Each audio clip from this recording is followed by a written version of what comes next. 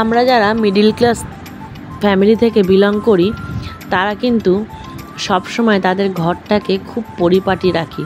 যারা খুব বড় লোক তারা তাদের নিজের কাজ অন্যদের দিয়ে করায়, আর যারা ছোট তারা অন্যের বাড়িতে করে, আর যারা মিডিল ক্লাসে তারা কিন্তু নিজেরটা নিজেরাই করে। হেই গাইজ, আসসালামু আলাইকুম, কেমন আছেন? আশা করি আল্লাহর রহমতে সবাই ভালো আছে, আর আমি অনেক বেশি ভালো আছি। চলে এলাম একটা নতুন ব্লগ নিয়ে। এটা হলো আমরা মিডিল ক্লাস ফ্যামিলিদের কিচেনগুলো আমরা কিভাবে রাখি, আমি কিভাবে রাখি। দেখো, আমার কিন্তু মডুলার কিচেন না, আমার কিন্তু নর্মাল কিচেন। এবার আমি ওইটাকেই কিভাবে মডুলার বানিয়ে রাখি তোমাদের সাথে এটাই শেয়ার করব। দেখো বন্ধুরা, আমি কিন্তু কদিন ধরে খুব অসুস্থ ছিলাম, তাই রান্নাঘরটা একদম কিন্তু তেল কাজটা পড়ে গেছে। তাই প্রথমেই তোমাদেরকে দেখিয়ে দিলাম আমার রান্নাঘরের অবস্থাটা কীরকম ছিল।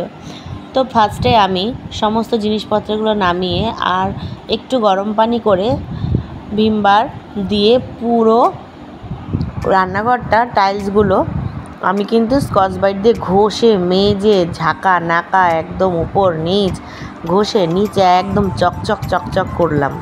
তারপরে এটা ঘষতে কিন্তু গাইজ আমার হাত কিন্তু অনেক ব্যথা হয়ে গেছিলো, হাতের সাথে সাথে পাটাও ব্যথা হয়ে গেছিলো। লাস্টে একদম টায়ার্ড হয়ে গেছি। দুপুরে 2টোর থেকে ব্লগটা চালু করেছিলাম। তারপরে দেখো আমি কন্টেনারগুলো ধুয়েছিলাম, কিন্তু দেখো কিরম মাথা মোটা বুদ্ধি আমার। ডিব্বাগুলোতে যে স্টিকারগুলো ছিল ওগুলোই তুলিনি। তো কিছু স্টিলের ডিব্বা আমি কিনেছিলাম আর কিছু ছিল, তো এই স্টিকারগুলোকে তুলতে হয়, স্টিকারগুলোই তুলিনি। তো যাই হোক, ডিব্বার মধ্যে জিনিস ভরে তারপরে আমি পরিষ্কার করছি। দেখো আমার কাণ্ড। এবার দেখো 2টোর সময় ক্লিনিং স্টার্ট করেছি, এখন সন্ধে হয়ে গেছে, 8টার মতন বাজে। এখনও দেখো রান্নাঘরের অবস্থা কি। এক সাইড পরিষ্কার করেছি, মানে উপর থেকে নিচ পর্যন্ত যত টাইলস আছে সব পরিষ্কার করেছি। তারপরে এক সাইড মানে বাদিকটা গুছিয়েছি, এবার ডান দিকটা গোছাবো। মানে অনেকটাই নোংরা ছিল বন্ধুরা, তোমাদেরকে যদি দেখাতাম না তাহলে তোমরা বলতে তুমি এবি নোংরা, কিন্তু বিশ্বাস করো আমি এত নোংরা নই। জাস্ট এক সপ্তাহ আমার শরীরটা খারাপের কারণে আমি কিন্তু একদম কাজগুলোকে লুজ করে দিয়েছি। এবার দেখো বন্ধুরা, সমস্ত ডিব্বাগুলো মানে যেগুলো স্টিলের না, যেগুলো প্লাস্টিকের, মানে দেখার মতন, যেমন বড়ি, নুন, বেসন, শুকনো লঙ্কা, তেজপাতা, এই সমস্ত জিনিসগুলো আমি এবার ডিব্বাতে ভরবো। এগুলো কিন্তু না দেখা গেলে তাড়াহুড়া কাজের সময় ভীষণ ডিস্টার্ব হয়। রাত্রেবেলা অলমোস্ট সব করার পরে আমি কিন্তু শুয়েছি, খালি 2-3টে কাজ বাকি রয়েছে। যেমন এই যে এই বোতল পরিষ্কার, র্যাক পরিষ্কার, আর আলুর র্যাক, এগুলো সব পরিষ্কার বাকি রয়েছে, আর বাদ বাকি সব আমি করে রেখেছি। দেখো বন্ধুরা, বোতলগুলো কি লাল লাল, দেখো কীরকম লাল। আর দেখো একটা ম্যাজিক দিলাম, আর দেখো কীরকম সাদা হয়ে গেল। এটা কিন্তু একটা ম্যাজিক, দেখো কীরকম সাদা হয়ে গেল। দেখলে আমি আরও 2-3টে করে দেখাচ্ছি তোমাদের, দাঁড়াও।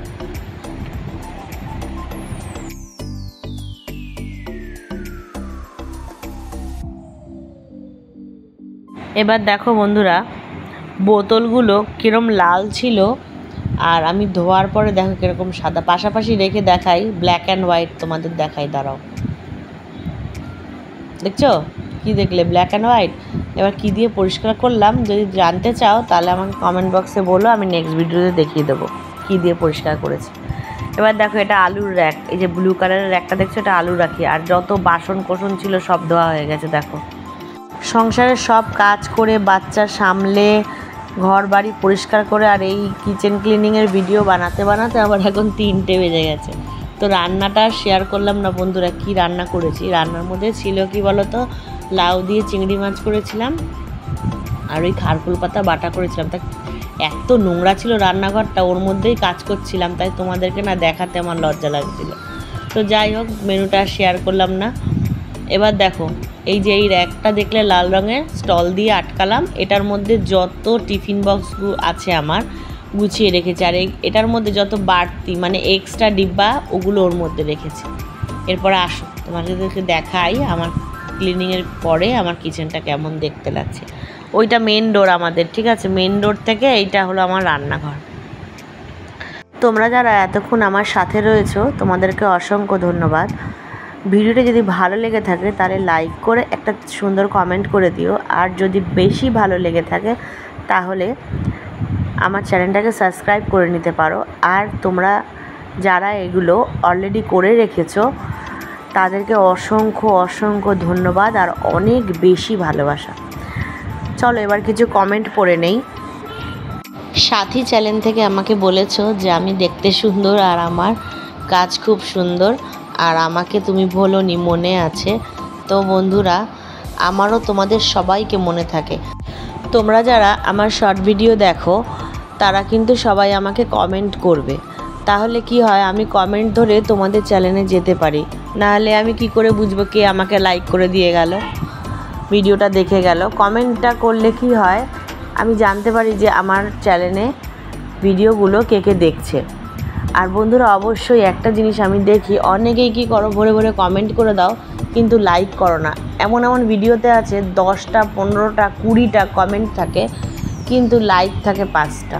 তো মনে করে বন্ধুরা অবশ্যই কষ্ট করে যখন টাইপ করো তখন একটু কষ্ট করে লাইকের বাটনটাতে টুং করে একটু দাবিয়ে দাও না, তাহলেই তো লাইকটা হয়ে যায়। আমি কিন্তু অবশ্যই লাইক কমেন্ট দুটো একসাথেই করি। আমি কিন্তু চেক করি যে আমি লাইকটা করেছি কি না, আমি অবশ্যই চেক করি। তোমরাও একটু করো বন্ধুরা। আর শর্ট ভিডিওতে আমার পাশে যারা আছো তাদেরকেও আমি শর্টেও থাকবো, লংয়েও থাকবো। যারা লং ভিডিও দেখে আমাকে লাইক কমেন্ট করো তাদের লং ভিডিও দেখেও আমি লাইক কমেন্ট করব, আর যারা শর্টে দেখো তাদেরকেও দেখব, দুইজনকেই দেখব। একে অপরকে সাপোর্ট না করলে আমরা কি করে আগে যাব বলো। এবার তোমরা আমাকে টুং করে কমেন্ট করে একটু বলে দাও তো আমার ডেকোরেশনটা কেমন হয়েছে। দেখো এই নীল র্যাকটার মধ্যে আলু পেঁয়াজ রাখি, ঢেকে রাখার কারণ আমার ওই পুচকুটা আছে আলুগুলো নিয়ে সোফার তলায়, খাটের তলায়, আলমারির ভিতর, ফ্রিজের ভিতর এরকম ঢুকিয়ে দেয়। তো দেখো বন্ধুরা আমার কিচেনটা কেমন লাগছে। আমরা তো মিডিল ক্লাস ফ্যামিলি থেকে বিলং করি, তো আমাদের মডুলার কিচেন করতে গেলে চিন্তা করতে হয়। তো আমার মডুলার থেকে আমার এটাই বেশি ভালো লাগে, কারণ আমি এটা পরিষ্কার করতে আমার সুবিধা হয়। দেখো বন্ধুরা কীরকম লাগছে। প্রিয়া, সুস্মিতা, সঞ্চিতা, আরও অনেকে যারা আমার চ্যানেলটাকে রোজ দেখো, আমার কমেন্ট বক্সে আসো, সবাই কিন্তু আমার কমেন্ট দেখবে, তাহলে কিন্তু তোমরাও হেল্প পাবে, অনেক সাপোর্ট পাবে। কারণ আমার কমেন্ট বক্সে যারা আসে সবাই কিন্তু একে অপরকে সাপোর্ট করে, সবাইকেই তোমরা একে অপরের চ্যানেলে দেখতে পারবে। যাই হোক বন্ধুরা, এখন যাই আমি, টাটা বাই বাই, ভালো থাকো, সুস্থ থাকো, আবার নেক্সট ব্লগে দেখা হবে।